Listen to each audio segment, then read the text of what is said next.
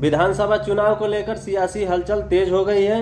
असदुद्दीन ओवैसी साहब सीमांचल न्याय यात्रा को लेकर निकले हैं। एमआईएम पार्टी से विधानसभा का 2 व्यक्ति का टिकट कंफर्म हो गया है, जिसमें से एक तौसीफ आलम है और एक राणा रंजीत है, ढाका के भावी प्रत्याशी हैं और तौसीफ आलम है। असदुद्दीन ओवैसी साहब सीमांचल में पहुंच चुके हैं, जो कि सीमांचल को कवर कर रहे हैं। असदुद्दीन ओवैसी साहब, हम आपसे अलायंस करने के लिए तैयार हैं। आप अंदाजा लगाइए कि कितना सख्त और तकलीफदेह बात और फैसला हमने लिया था कि जिस पार्टी ने हमारे 4 विधायकों उन बेईमानों को खरीद लिया, उसके बावजूद भी हमने कहा कि आइए भाजपा को रोकते हैं।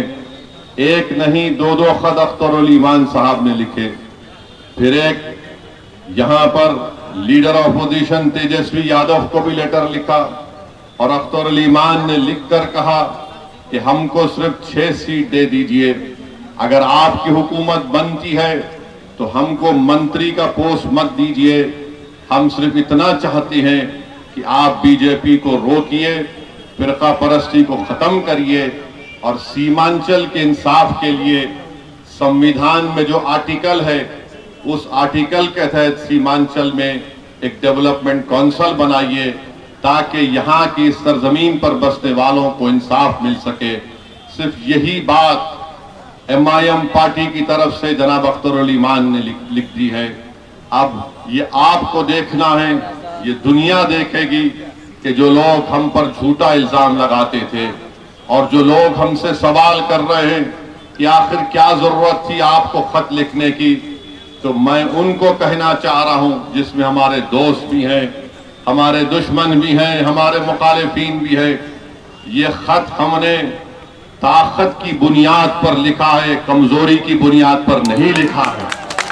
और अगर कोई लोग हमारे खत लिखने को समझ रहे हैं कि आपने 5 सीट जीते थे, आज आपने खत क्यों लिखा?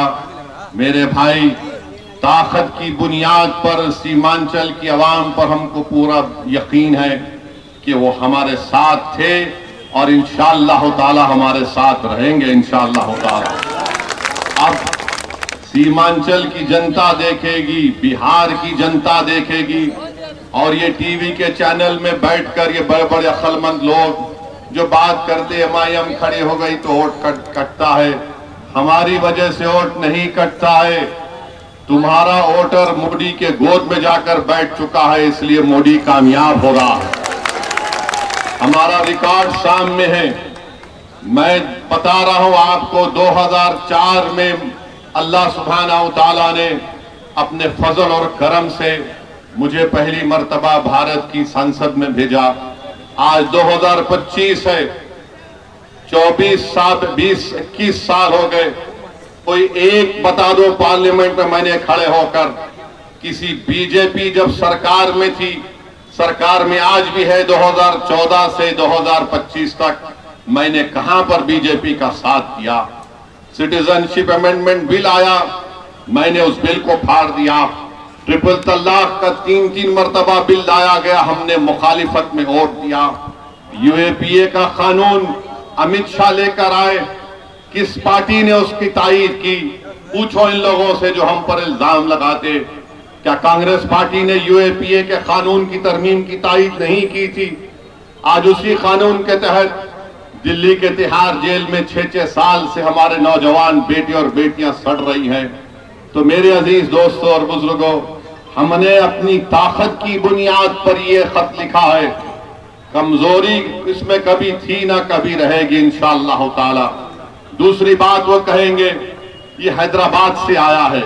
हाँ, मैं हैदराबाद से आया हूं, चांद से नहीं आया हूं, इसमें कोई बुरी बात नहीं है। और अगर जो कह रहे हैदराबाद से आया, तो फिर वो जो हरियाणा से आकर बिहार में राज्यसभा का एमपी बन जाता है, उसमें तुमको पेट में दर्द नहीं होता? क्या वो बिहार का वासी है?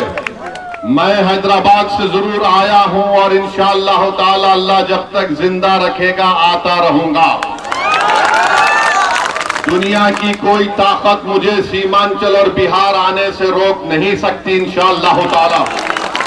सिर्फ मौत ही मुझे रोक सकती है। मगर अगर मेरे आने से तुम्हारी नींद हराम हो गई है, तुम्हारा चैन बर्बाद हो चुका है, तो मेरा आना कामयाब हो गया, क्योंकि तुम इस आवाम को धोखा दे रहे थे। आज आवाम में एक बेदारी पैदा हो गई। तीसरा वो बोलते हैं लीडरशिप कहां बनेगी। मेरे भाई, जब किसान जमीन में बीज बोता है तो आसमान की तरफ देखकर दुआ करता है कि रब्बे कायनात, मैं तेरी इस बनाई हुई जमीन पर इस बीज को बो रहा हूं, तू करम फरमा दे ताकि इस बीज से फसल पैदा हो जाए। यही दुआ असदुद्दीन ओवैसी 2015 से कर रहा है, जिंदगी भर करता रहेगा। हम यहां पर आपकी लीडरशिप को ठहराएंगे। बहुत अरसा गुजर चुका, 1950 से करीब 20 साल कांग्रेस की सरकार रही, उसके बाद राजद की सरकार 15 साल रही, अब नीतीश कुमार को 20 साल 21 साल हो चुके हैं। बताइए आपकी आवाज कहां पर है?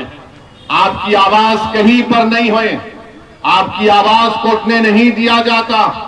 इसीलिए आज अगर ओवैसी से दुश्मनी है तो इनको दुश्मनी सिर्फ इस बात से है कि कौन है यह शख्स जो इनको बेदार कर रहा है और इनके हक को मनवाने के लिए इनको नेता बनाने की बात कर रहा है। इनको हमसे दुश्मनी सिर्फ इसीलिए है कि इनकी जबान से लफ्ज सीमांचल नहीं निकलता था। मजलिस ने जब सीमांचल बोलना शुरू किया तो ये सब तोते की तरह सीमांचल सीमांचल बोलना शुरू कर दिए। तो मेरे अजीज दोस्तों और बुजुर्गों, मेरी इज्जतदार माँ और बहनों, इन बातों को जहन नशीन कर लीजिए कि ये आएंगे फिर से। हम तो आज भी कह रहे हैं कि बात कर लो हमसे, तुम बात कर लो हमसे। हम भी नहीं चाहते कि दोबारा यहां पर बीजेपी की सरकार बने। हम भी चाहते हैं कि बीजेपी को रोका जाए। तेलंगाना में जाकर देखिए, पूछिए वहां के कांग्रेस के नेताओं से कि मजलिस ने क्या रोल अदा किया था। मेरे अजीज दोस्तों और बुजुर्गों, बीजेपी आज इस मुल्क में सबसे ज्यादा अगर किसी को निशाना बना रही है तो सेकुलरिज्म को खत्म करना चाहती है। बीजेपी संविधान को कमजोर करना चाहती है। किसी के घर पर अगर बुलडोजर चलता है तो मेरे घर पर चलता है। मेरे नाम निहाद हमदर्दों के घर पर बुलडोजर नहीं चलता। अगर किसी बच्चे को आई लव मोहम्मद का पोस्टर उठाता है तो उसका पोस्टर छीन लिया जाता है। अगर इनके नेताओं का नाम लिखकर आई लव लिख दिया जाए तो कोई उन पर कुछ नहीं कहता। किसी के मदरसे को अगर बर्बाद किया जा रहा है तो मेरे मदरसे को बर्बाद किया जा रहा है। मेरे हमनवा या मुझसे जबानी मोहब्बत करने वालों को कोई तकलीफ नहीं होती। याद रखिए, वक्फ का कानून जो बीजेपी ने बनाया, दुनिया ने देखा कि असदुद्दीन ओवैसी ने आपकी तरफ से, मजलिस की तरफ से खड़े होकर उस कानून की धज्जियां उड़ाई। उस कानून को बनाने का मकसद एक ही है कि भारत के मुसलमानों की वक्फ की जायदाद को खत्म करके रख दिया जाए। उस कानून को बनाने का मकसद एक ही है कि हमारे वक्फ बोर्ड में गैर मुस्लिम हजरात को मेंबर बनाकर हमारी जायदादों को डायरेक्ट मैनेजमेंट में लेकर उसको खत्म करके रख दिया जाए। एएसआई के नाम पर जो हमारी जायदाद वक्फ की है उसको हमसे छीन लिया गया। लिमिटेशन का कानून लगाकर जो वक्फ की जायदाद पर जो चोर हजरात काबिज है उनको मालिक बनाया जाए। इस कानून को भी हमको याद रखना है।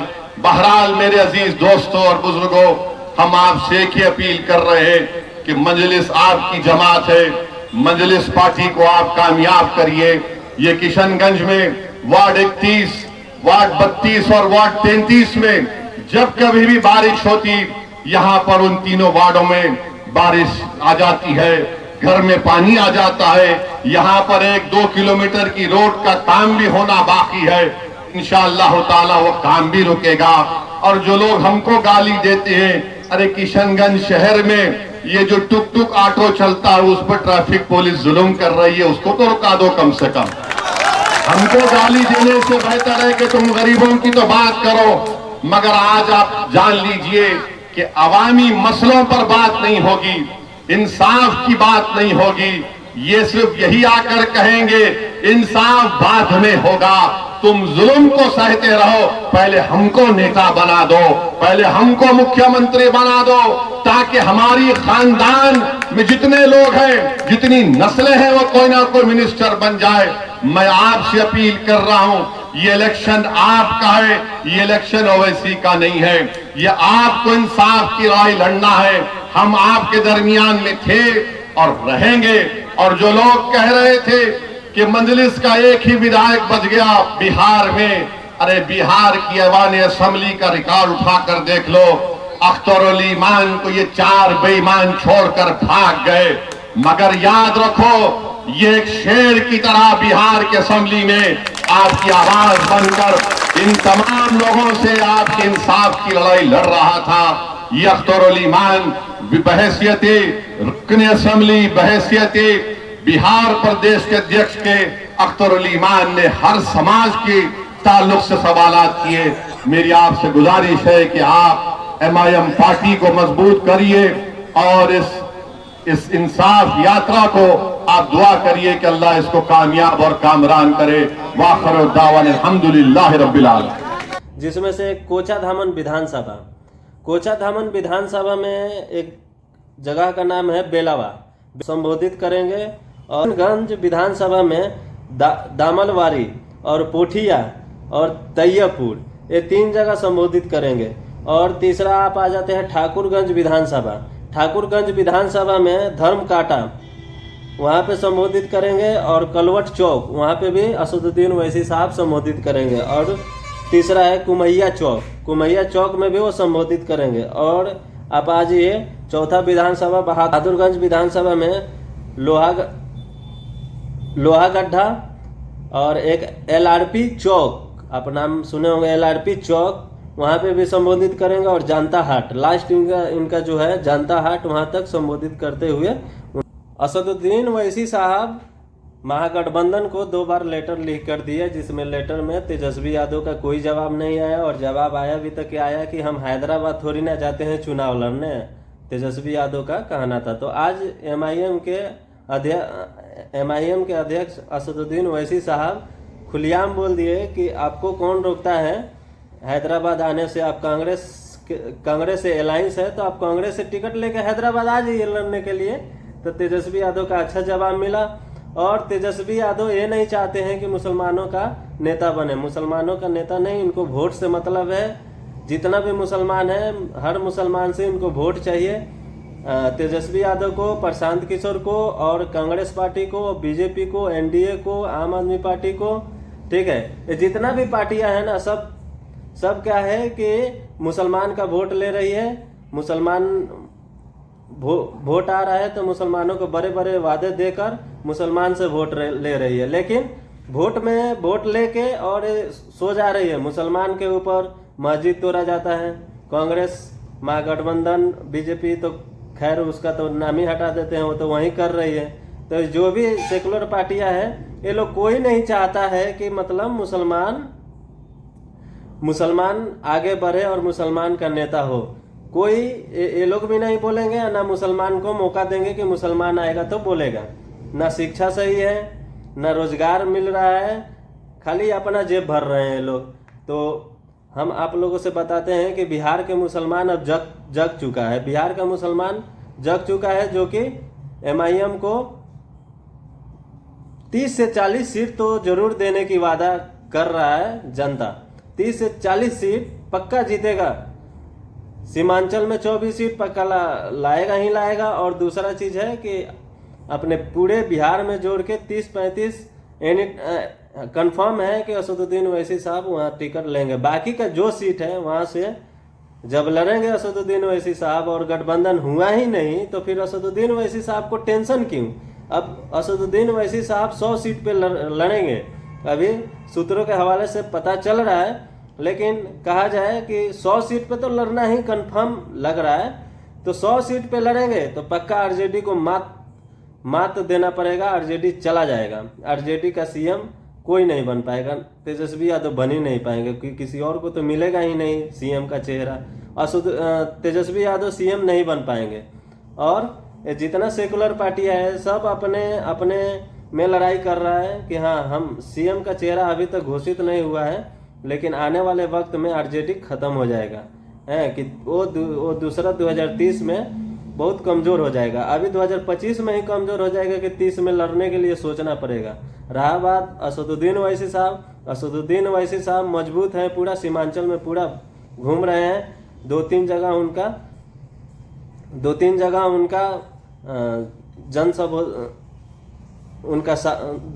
उनका सभा हुआ, जिसमें सभा में बहुत गरजे और उनका कहना है पूरे मुस्लिमों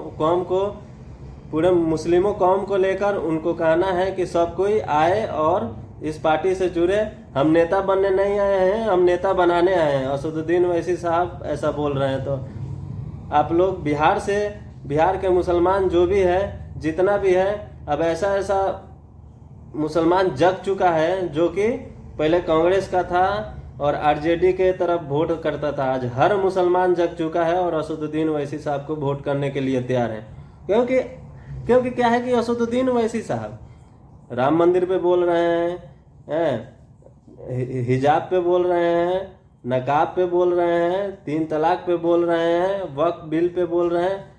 ओवैसी साहब हर चीज़ पे बोल रहे हैं, लेकिन और सेकुलर पार्टियां कुछ नहीं बोल रही है। सेकुलर पार्टी को इस सब से मतलब नहीं, अपने सरकार से मतलब है और कुर्सी से मतलब है। बस अब कुर्सी के लिए ही मुसलमान कहाँ जा रहा है नहीं जा रहा है वो नहीं देख रहे हैं। तो आप लोग से गुजारिश है कि असदुद्दीन ओवैसी साहब को वोट करें और वोट करके इनका हाथ बढ़ाए।